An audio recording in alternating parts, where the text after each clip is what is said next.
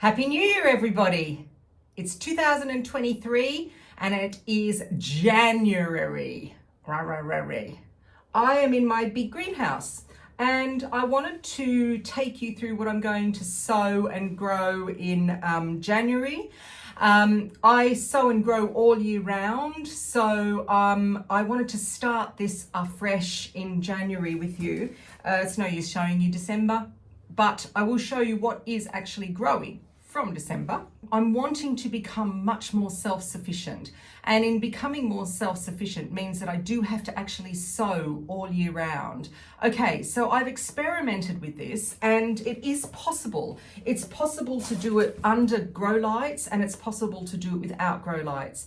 You do have to kind of mollycoddle the seeds a little bit and you do have to choose the right varieties of seed, but it is doable. So I am going to show you what I am sowing today. 2nd of January, it's actually Monday, and today I'm going to sow quite a few seeds if I get time.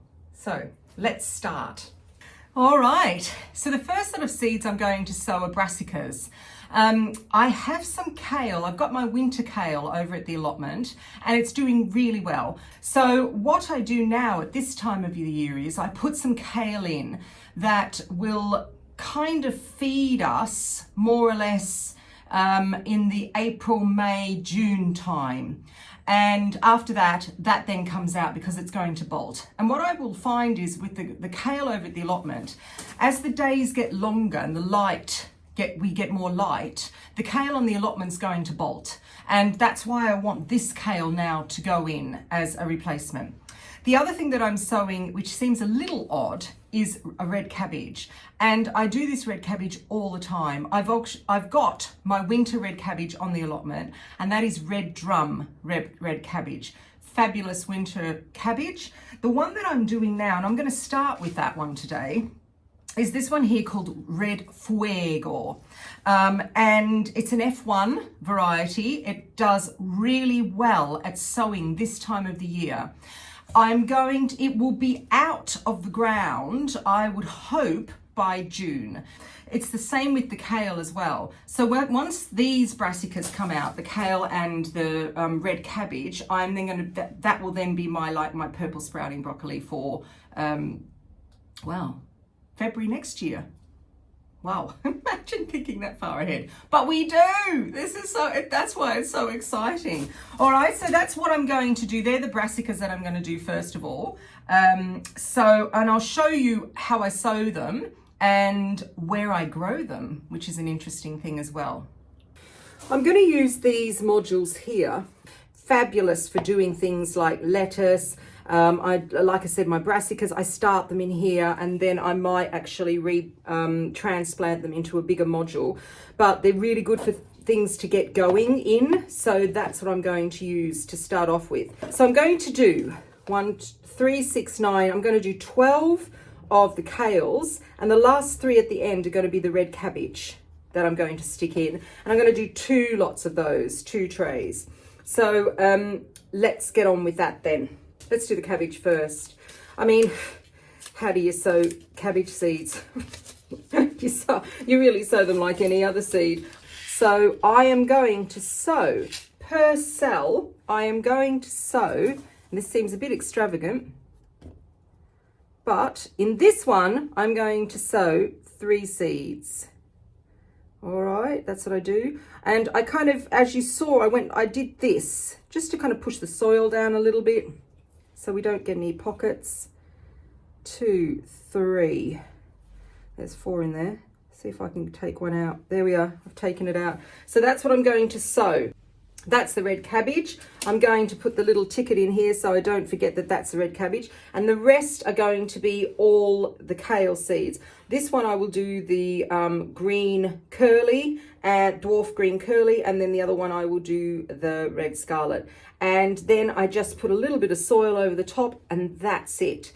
I'll talk about watering in a minute. So here we are. Scarlet kale, 12 of those, and the red cabbage on the end, 3 of those. Okay,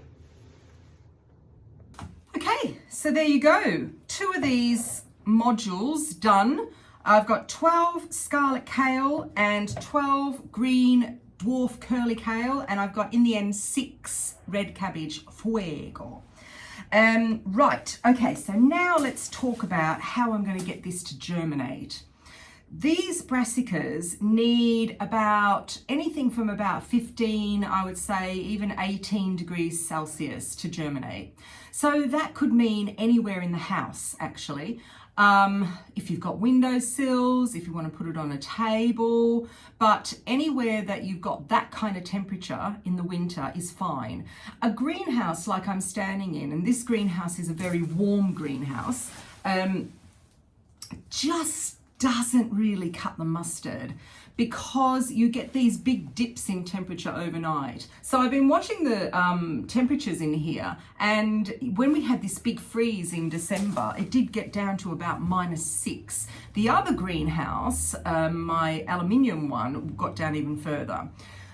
At the moment, it came down to overnight 5 degrees, 5.2 degrees, which is fine. It's just not really good enough to germinate seeds. You could put in the greenhouse, you could put these little propagators with the lids over the top. Okay, so that will actually hold in a little bit more heat. But again, it might take a long time. The seeds might rot. Is it worth it? Is it worth getting the propagator when you can just put it inside on your windowsill? I don't think so. We're 6.8 degrees at the moment in here, so it's still quite cold, and it got up to, in the last couple of days, I haven't been out here in a couple of days, it's been 11 degrees. So for me, it's just not warm enough. So what I do is, I do 2 things. I put one lot, so what I'll do is I will put one lot of seeds on windowsills where I can find somewhere warm in our house, and the other lot of seeds I put under grow lights. If you do use grow lights, you won't need under heat for these, like a heated mat. That is more for something that needs about 20, 24 degrees, 22 degrees to germinate, like peppers, which will be coming up later on in the month. These you don't need it, so you can put the grow lights over the top. The beauty of grow lights is that you get these beautiful, sturdy, really lush looking plants, and everything does really well. If you're going to do it on windowsills, you might find that you have to start moving things around quite a lot because that you might have to mollycoddle them. But for me, it's worth it because then I get my brassicas and I get what I want when I want it. And then my winter kale, I start kind of sowing about March time, and then that goes in, and we just have this succession of kale because I love it. Kale and chard, the best in my opinion.